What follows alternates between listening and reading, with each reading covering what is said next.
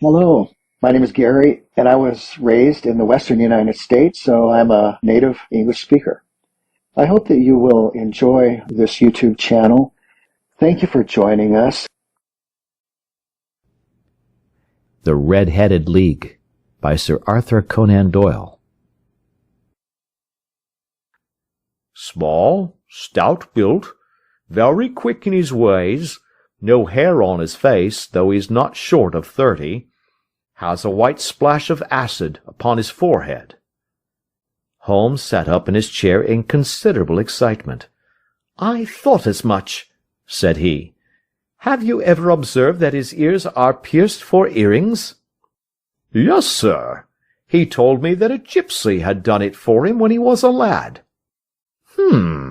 Said Holmes, sinking back in deep thought. "He is still with you?" "Oh, yes, sir. I have only just left him." "And has your business been attended to in your absence?" "Nothing to complain of, sir. There's never very much to do of a morning." "That will do, Mr. Wilson. I shall be happy to give you an opinion upon the subject in the course of a day or two. Today is Saturday, and I hope that by Monday we may come to a conclusion." "Well, Watson," said Holmes when our visitor had left us, "what do you make of it all?" "I make nothing of it," I answered frankly. "It is a most mysterious business." "As a rule," said Holmes, "the more bizarre a thing is, the less mysterious it proves to be. But I must be prompt over this matter." "What are you going to do, then?" I asked. "To smoke," he answered. "It is quite a three-pipe problem, and I beg that you won't speak to me for 50 minutes. He curled himself up in his chair, with his thin knees drawn up to his hawk-like nose, and there he sat with his eyes closed and his black clay pipe thrusting out like the bill of some strange bird. I had come to the conclusion that he had dropped asleep, and indeed was nodding myself, when he suddenly sprang out of his chair with the gesture of a man who has made up his mind, and put his pipe down upon the mantelpiece. "Sarasate plays at St. James's Hall this afternoon," he remarked. "What do you think, Watson? Could your patient spare you for a few hours?" "I have nothing to do today." "Then put on your hat and come. I am going through the city first, and we can have some lunch on the way."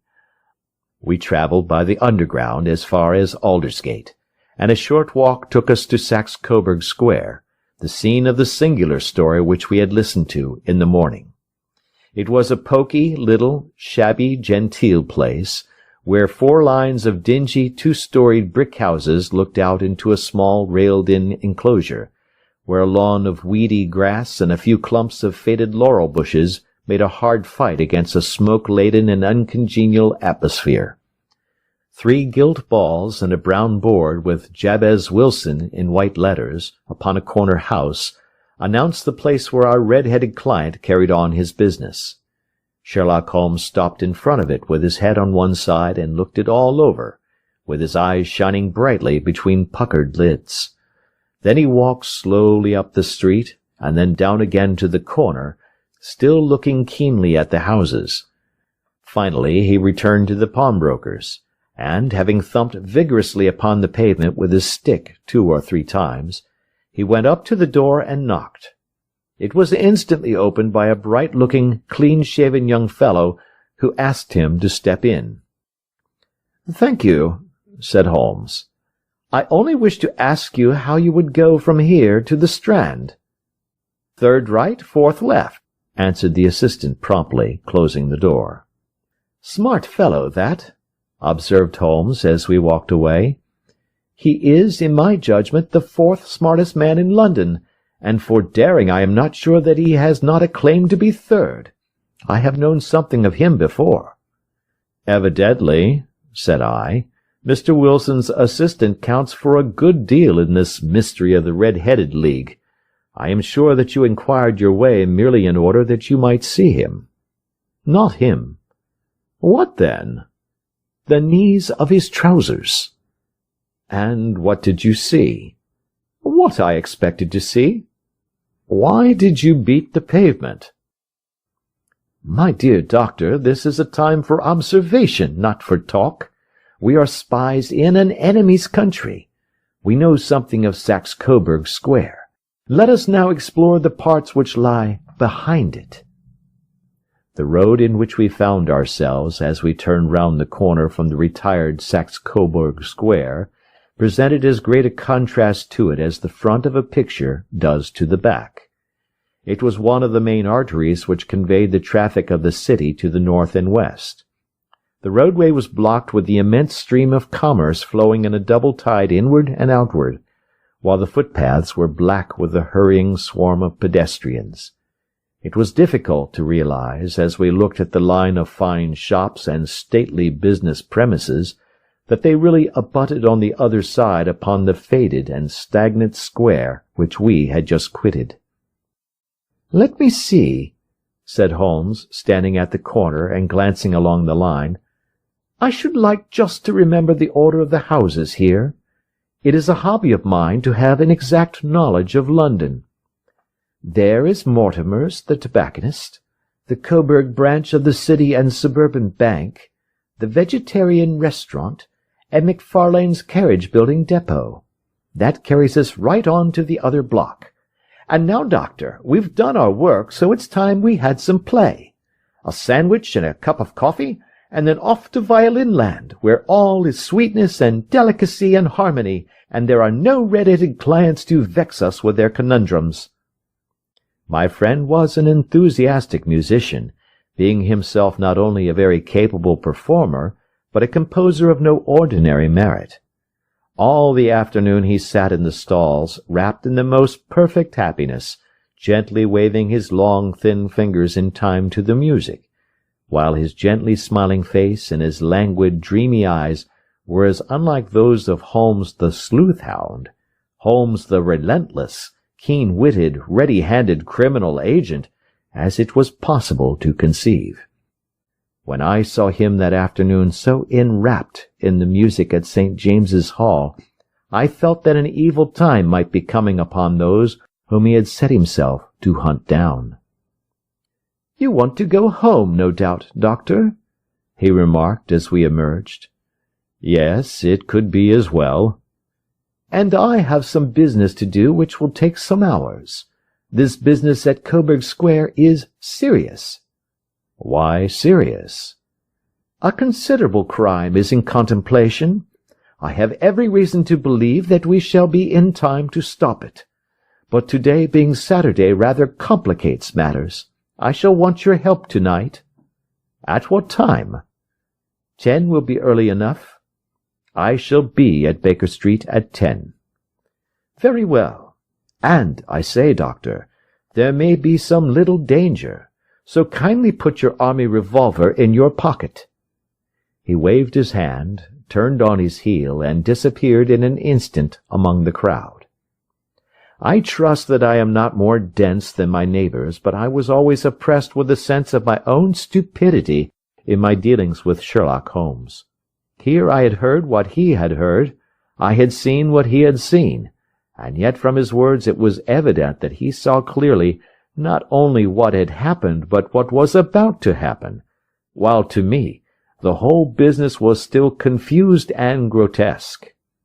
As I drove home to my house in Kensington, I thought over it all, with the extraordinary story of the red-headed copier of the encyclopedia, down to the visit to Saxe-Coburg Square, and the ominous words with which he had parted from me. What was this nocturnal expedition, and why should I go armed? Where were we going, and what were we to do? I had the hint from Holmes that this smooth-faced pawnbroker's assistant was a formidable man, a man who might play a deep game. I tried to puzzle it out, but only gave it up in despair and set the matter aside until night should bring an explanation. It was 9:15 when I started from home and made my way across the park, and so through Oxford Street to Baker Street. 2 hansoms were standing at the door, and as I entered the passage I heard the sound of voices from above. On entering his room, I found Holmes in animated conversation with two men, one of whom I recognized as Peter Jones, the official police agent, while the other was a long, thin, sad-faced man with a very shiny hat and oppressively respectable frock coat. "Ha! Our party is complete," said Holmes, buttoning up his pea-jacket and taking his heavy hunting crop from the rack. "Watson, I think you know Mr. Jones of Scotland Yard. Let me introduce you to Mr. Merryweather, who is to be our companion in tonight's adventure." "We're hunting in couples again, Doctor, you see," said Jones in his consequential way. "Our friend here is a wonderful man for starting a chase. All he wants is an old dog to help him do the running down." "I hope a wild goose may not prove to be the end of our chase," observed Mr. Merryweather gloomily. "You may place considerable confidence in Mr. Holmes, sir," said the police agent loftily. "He has his own little methods, which are, if you won't mind my saying so, just a little too theoretical and fantastic, but he has the makings of a detective in him. It is not too much to say that once or twice, as in that business of the Sholto murder and the Agra treasure, he has been more nearly correct than the official force." "I think you will find," said Sherlock Holmes, "that you will play for a higher stake tonight than you have ever done yet, and that the play will be more exciting. For you, Mr. Merryweather, the stake will be some £30,000, and for you, Jones, it will be the man upon whom you wish to lay your hands." "John Clay, the murderer, thief, smasher, and forger. He's a young man, Mr. Merryweather, but he is at the head of his profession, and I would rather have my bracelets on him than on any criminal in London. His brain is as cunning as his fingers, and though we meet signs of him at every turn, we never know where to find the man himself." "I hope that I may have the pleasure of introducing you tonight. I've had one or two little turns also with Mr. John Clay, and I agree with you that he is at the head of his profession. It is past 10, however, and quite time that we started. If you two will take the first hansom, Watson and I will follow in the second." Sherlock Holmes was not very communicative during the long drive, and lay back in the cab humming the tunes which he had heard in the afternoon. "We are close there now," my friend remarked. "This fellow Merryweather is a bank director, and personally interested in the matter." We had reached the same crowded thoroughfare in which we had found ourselves in the morning. Our cabs were dismissed, and following the guidance of Mr. Merryweather, we passed down a narrow passage and through a side door which he opened for us. Within there was a small corridor, which ended in a very massive iron gate. This also was opened, and led down a flight of winding stone steps, which terminated at another formidable gate. Mr. Merryweather stopped to light a lantern, and then conducted us down a dark, earth-smelling passage, and so, after opening a third door, into a huge vault or cellar, which was piled all round with crates and massive boxes. "You are not very vulnerable from above," Holmes remarked as he held up the lantern and gazed about him. "Nor from below," said Mr. Merryweather, striking his stick upon the flags which lined the floor. "Why, dear me, it sounds quite hollow," he remarked, looking up in surprise. "I must really ask you to be a little more quiet," said Holmes severely. "You have already imperiled the whole success of our expedition. Might I beg that you would have the goodness to sit down upon one of these boxes, and not to interfere?" The solemn Mr. Merryweather perched himself upon a crate, with a very injured expression upon his face, while Holmes fell upon his knees upon the floor, and, with the lantern and a magnifying lens, began to examine minutely the cracks between the stones. A few seconds sufficed to satisfy him, for he sprang to his feet again and put his glass in his pocket. "We have at least an hour before us," he remarked, "for they can hardly take any steps until the good pawnbroker is safely in bed. Then they will not lose a minute, for the sooner they do their work, the longer time they will have for their escape. We are at present, Doctor, as no doubt you have divined, in the cellar of the City branch of one of the principal London banks. Mr. Merryweather is the chairman of directors, and he will explain to you that there are reasons why the more daring criminals of London should take a considerable interest in this cellar at present." "It is our French gold," whispered the director. "We have had several warnings that an attempt might be made upon it." "Your French gold?" "Yes. We had occasion some months ago to strengthen our resources, and borrowed for that purpose 30,000 Napoleons from the Bank of France. It has become known that we have never had occasion to unpack the money, and that it is still lying in our cellar. The crate upon which I sit contains 2,000 Napoleons packed between layers of lead foil. Our reserve of bullion is much larger at present than is usually kept in a single branch office, and the directors have had misgivings upon the subject." "Which were very well justified," observed Holmes. "And now it is time that we arranged our little plans. I expect that within an hour matters will come to a head. In the meantime, Mr. Merryweather, we must put the screen over that dark lantern." "And sit in the dark?" "I am afraid so. I see that the enemy's preparations have gone so far that we cannot risk the presence of a light. And, first of all, we must choose our positions. These are daring men, and though we shall take them at a disadvantage, they may do us some harm unless we are careful. I shall stand behind this crate, and do you conceal yourselves behind those. Then, when I flash a light upon them, close in swiftly. If they fire, Watson, have no compunction about shooting them down." "They have but one retreat," whispered Holmes. "That is back through the house into Saxe-Coburg Square. I hope that you have done what I asked you, Jones." "I have an inspector and 2 officers waiting at the front door." "Then we have stopped all the holes, and now we must be silent and wait." What a time it seemed! From comparing notes afterwards, it was but an hour and a quarter. Yet it appeared to me that the night must have almost gone, and the dawn be breaking above us. My limbs were weary and stiff, for I feared to change my position. Yet my nerves were worked up to the highest pitch of tension, and my hearing was so acute that I could not only hear the gentle breathing of my companions, but I could distinguish the deeper, heavier in-breath of the bulky Jones from the thin, sighing note of the bank director. From my position I could look over the case in the direction of the floor. Suddenly my eyes caught the glint of a light. At first it was but a lurid spark upon the stone pavement. Then it lengthened out until it became a yellow line, and then, without any warning or sound, a gash seemed to open, and a hand appeared, a white, almost womanly hand, which felt about in the center of the little area of light. For a minute or more the hand, with its writhing fingers, protruded out of the floor. Then it was withdrawn as suddenly as it appeared, and all was dark again save the single lurid spark which marked a chink between the stones. Its disappearance, however, was but momentary.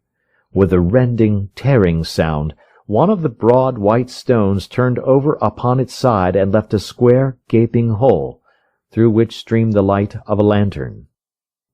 Over the edge there peeped a clean-cut, boyish face, which looked keenly about it, and then, with a hand on either side of the aperture, drew itself shoulder-high and waist-high until one knee rested upon the edge. In another instant he stood at the side of the hole and was hauling after him a companion, lithe and small like himself, with a pale face and a shock of very red hair. "It's all clear," he whispered. "Have you the chisel and the bags? Great Scott! Jump, Archie, jump, and I'll swing for it." Sherlock Holmes had sprung out and seized the intruder by the collar. The other dived down the hole, and I heard the sound of rending cloth as Jones clutched at his skirts. The light flashed upon the barrel of a revolver, but Holmes's hunting crop came down on the man's wrist, and the pistol clinked upon the stone floor. "It's no use, John Clay," said Holmes blandly. "You have no chance at all." "So I see," the other answered with the utmost coolness. "I fancy that my pal is all right, though I see you have got his coat-tails." "There are 3 men waiting for him at the door," said Holmes. "Oh, indeed. You seem to have done the thing very completely. I must compliment you." "And I you," Holmes answered. "Your red-headed idea was very new and effective." "I beg that you will not touch me with your filthy hands," remarked our prisoner as the handcuffs clattered upon his wrist. "All right," said Jones with a stare and a snigger. "Well, would you please, sir, march upstairs where we can get a cab to carry your highness to the police station?" "That is better," said John Clay serenely. He made a sweeping bow to the 3 of us and walked quietly off in the custody of the detective. "Really, Mr. Holmes," said Mr. Merryweather, as we followed them from the cellar, "I do not know how the bank can thank you or repay you. There is no doubt that you have detected and defeated in the most complete manner one of the most determined attempts at bank robbery that have ever come within my experience." "You see, Watson," he explained in the early hours of the morning, as we sat over a glass of whiskey and soda in Baker Street, "it was perfectly obvious from the first that the only possible object of this rather fantastic business of the advertisement of the League and the copying of the encyclopedia must be to get this not over-bright pawnbroker out of the way for a number of hours every day. It was a curious way of managing it, but really it would be difficult to suggest a better. The method was no doubt suggested to Clay's ingenious mind by the color of his accomplice's hair. The £4 a week was a lure which must draw him, and what was it to them, who were playing for thousands? They put in the advertisement, one rogue has the temporary office, the other rogue incites the man to apply for it, and together they managed to secure his absence every morning in the week. From the time that I heard of the assistant having come for half wages, it was obvious to me that he had some strong motive for securing the situation. But how could you guess what the motive was? Had there been women in the house, I should have suspected a mere vulgar intrigue. That, however, was out of the question. The man's business was a small one, and there was nothing in his house which could account for such elaborate preparations, and such an expenditure as they were at. It must then be something out of the house. What could it be? I thought of the assistant's fondness for photography, and his trick of vanishing into the cellar. The cellar! There was the end of this tangled clue. Then I made inquiries as to this mysterious assistant, and found that I had to deal with one of the coolest and most daring criminals in London.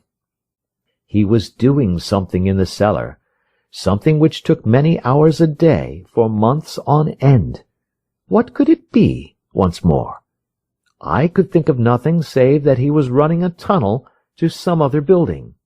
So far I had got when we went to visit the scene of action. I surprised you by beating upon the pavement with my stick. I was ascertaining whether the cellar stretched out in front or behind. It was not in front. Then I rang the bell, and as I hoped, the assistant answered it. We have had some skirmishes, but we had never set eyes upon each other before. I hardly looked at his face. His knees were what I wished to see. You must yourself have remarked how worn, wrinkled, and stained they were. They spoke of those hours of burrowing.